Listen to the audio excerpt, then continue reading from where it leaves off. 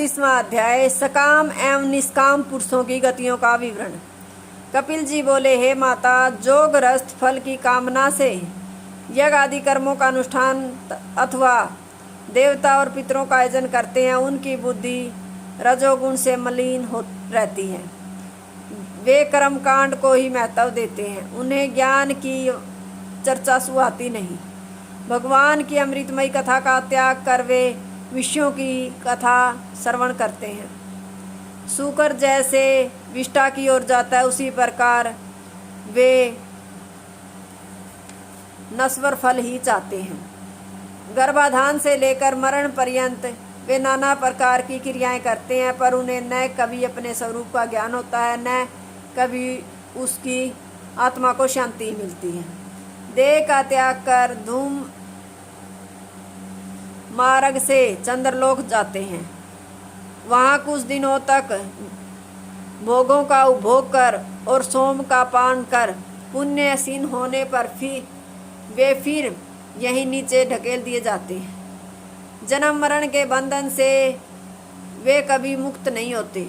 जो गृहस्थ निष्काम कर्म का आचरण करते हैं, फल की इच्छा नहीं रखते, अहंकार और ममता से रहित होकर शांत चित्त से भगवान हिरण्यगर्भ की उपासना करते हैं, किसी प्राणी को मन, वाणी और कर्म द्वारा कष्ट नहीं देते, वे सूर्य मार्ग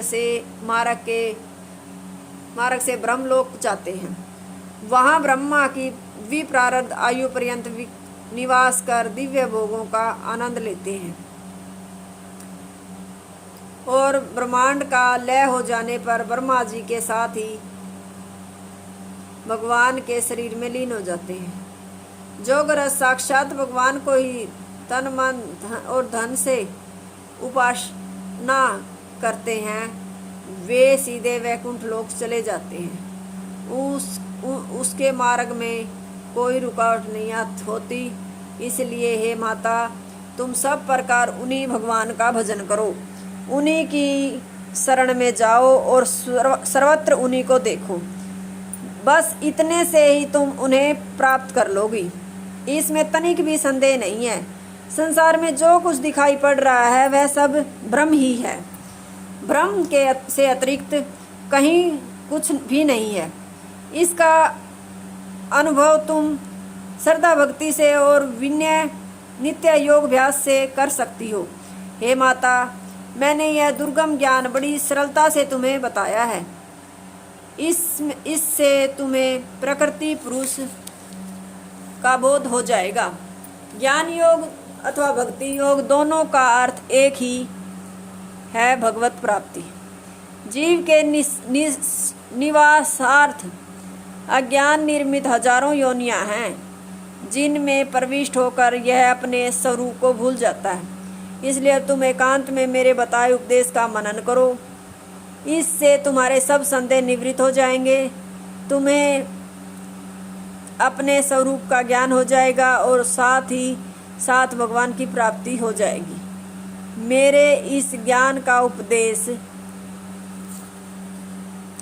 अविनीत शिष्य, अहंकारी, दुराचारी, धर्मध्वजी, अर्थलोलुप, अत्यंत ग्रह आसक्त, अभगत एवं भगत द्रोही पुरुषों को नहीं करना चाहिए। शांत चित्त, निर्मत्सर, विरक्त, विनीत, श्रद्धालु भक्तों को ही करना चाहिए। हे माता, जो मनुष्य मेरा यह उपदेश श्रद्धा से एक बार भी सुनता है या इसका प्रवचन करता है, वह निश्चय ही मेरे परम धाम को प्राप्त करता है। तृतीय स्कंद का 32वां अध्याय समाप्त। हरिओम तत्सत।